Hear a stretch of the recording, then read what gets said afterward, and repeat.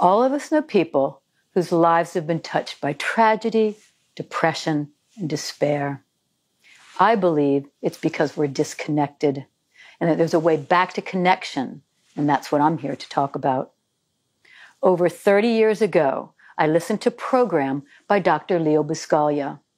It was simply called Love. Dr. Buscaglia was a professor at the University of Southern California, and a student in one of his classes committed suicide.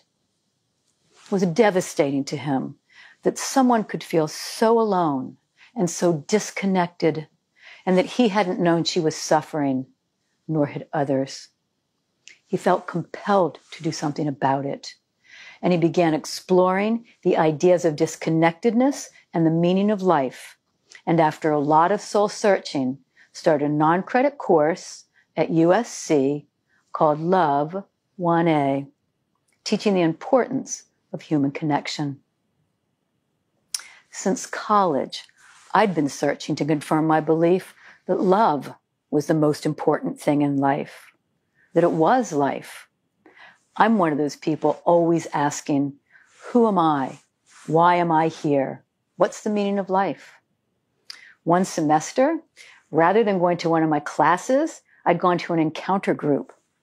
It turned out to be an extraordinary experience of love and connection that lasted long after. And here was Dr. Buscaglia teaching love. I remember so clearly saying to myself, that's what I want to do. What could be more exciting, more interesting, but truly more important? So who would have imagined more than 30 years later, I'd be standing here talking to you about love? And that mushrooms got me here. Since 2000, I have worked in the Department of Psychiatry at Johns Hopkins University School of Medicine in our research with psilocybin, or as many refer to it, magic mushrooms. We have conducted multiple studies with psilocybin, including cancer end of life with anxiety and depression, smoking cessation, and major depressive disorder, among others. We recently received a $17 million grant to open a center for psychedelic and consciousness research and build on our work. We will be conducting a wide range of studies, from anorexia nervosa and early stage Alzheimer's to PTSD and opioid addiction. The grant is impressive, and it reflects the success of our research. Here are some findings from our cancer study at the 6-month follow-up. Approximately 80% showed clinically significant decreases in anxiety and depression. And almost 70% called it one of the top 5 spiritually significant experiences of their lives. There is a lasting impact for many of our study volunteers.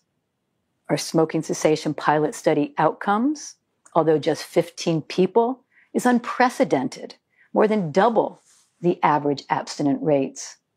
80% were abstinent at the 6-month follow-up, 67% at the 12-month follow-up, and 60% at the 2.5-year follow-up.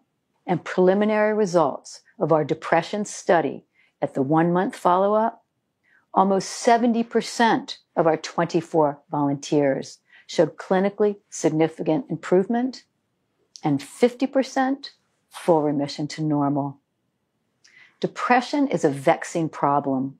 For half of our volunteers to be in full remission is remarkable. If these results hold over time, it could be a major breakthrough in treatment for depression. And through my time at Hopkins, I have had the extraordinarily privileged position of witnessing hundreds of these volunteer sessions.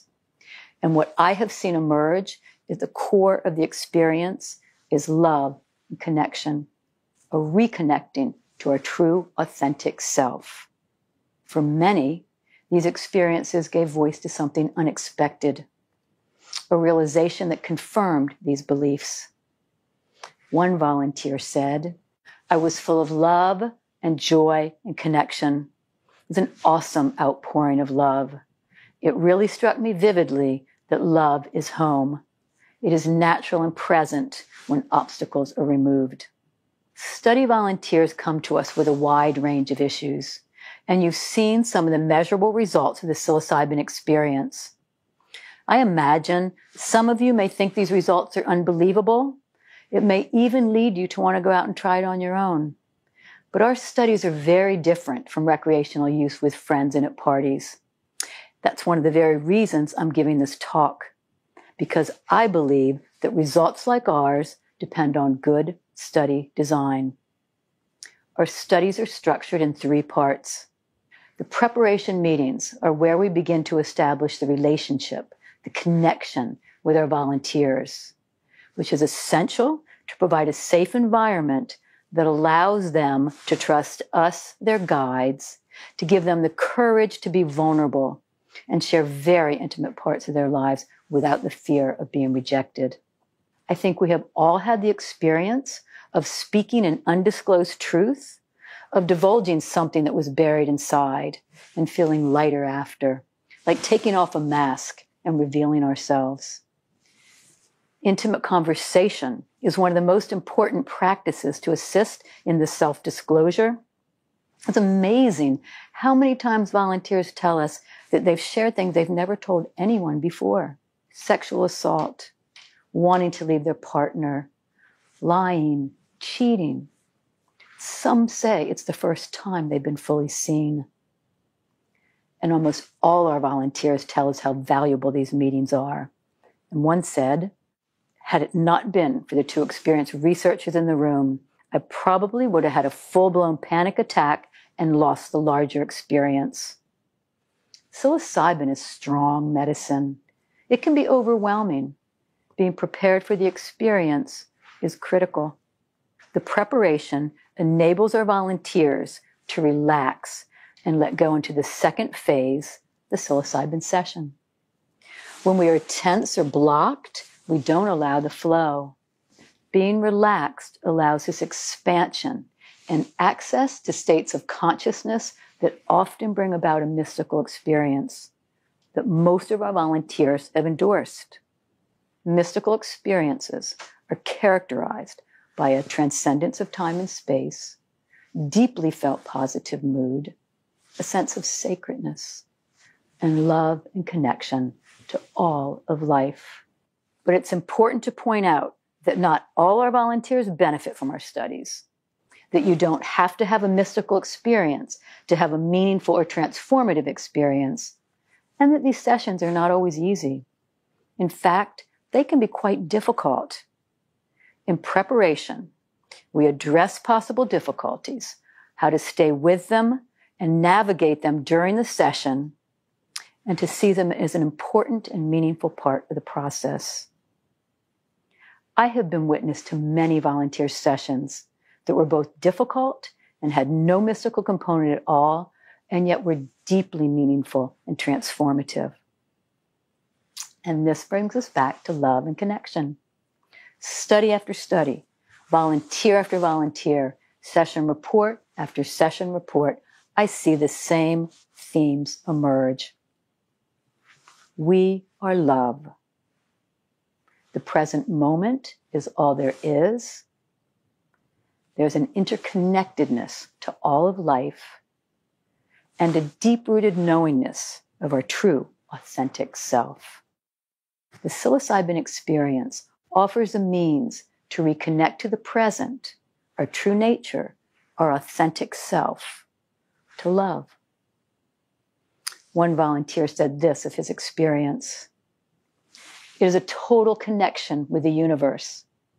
It is a state of awareness beyond description, profound, yet one has the deep knowingness that this is our true reality. There's also incredible joy. Hearing the laughter of someone feeling love and connection on a deep level is unlike anything else. Joy itself can be a breakthrough. One of our cancer study volunteers, who had been joyless for years, wrote that this experience was meaningful to her long after the session was over, describing how she began laughing out loud and how that joy-filled experience put her back in touch with a feeling she thought impossible to ever have again. And finally, we incorporate these experiences into day-to-day life. Integration is a key component of each study. Otherwise, it would just be an experience. Integration is weaving the mystical into the practical, bringing the meaning of the psilocybin sessions into daily life. I have observed significant increases in quality of life and personal meaning. Priority shifting, awareness of what's important and letting go of what's not. Increases in patience and increases in a core sense of self. These are some of the observations that reveal the lasting impact that we see in our follow-ups at 1, 6, 12, and some at 14 months. But it's not just the psilocybin that does this. It's the relationship we establish, the awareness the volunteer experiences during the session, and the integration after. This work and nearly 400 study volunteers is what has kept me at Hopkins for 20 years. It is my relationship, my connection with them. That is how I see my role as a psychedelic guide. That is what makes my work so fulfilling, because to me, relationships are what make our lives meaningful. Our studies explore the same questions that had me listening intently to that love program years ago. Only now, rather than my personal exploration, it is that of our study volunteers. Who are you? Why are you here in this study at this time? And what's the meaning of your life? And each person has their own unique exploration. And yet, there's a universal experience too. A deep sense of love and connection to all. One of our depression volunteers told me that she did not feel alone anymore, and she summed it up beautifully. Such an amazing gift that I have been given. Not only the realization of inner peace, but the feeling of connection that I have reestablished for every human on this planet. When Leo Biscaglia was faced with the dilemma of how to make sense of the student who felt so disconnected that she took her life, he chose to start a class on love, knowing that love is the ultimate healer. So imagine the thrill for someone who wanted to do what Dr. Biscaglia did when I took this job, uncertain at first of its value or impact, and found our volunteers confirming this belief over and over, telling me their experiences revealed these simple truths. We are all one. We are all connected. We are all love. That is the potential of the psychedelic medicines, to show us who we really are and what truly matters, and thereby help us to heal ourselves and then the world. So now, imagine a friend or a loved one, or perhaps even yourself, entering one of our studies, struggling with an addiction, thoughts of suicide, or one of the disorders I've mentioned today. Now, imagine that same person exiting our study and reporting that their predominant and lasting feeling is one of love and connection. And now, imagine yourself saying and believing what this volunteer said. I am love. I am in love. Love is in me. I breathe love. I am loved.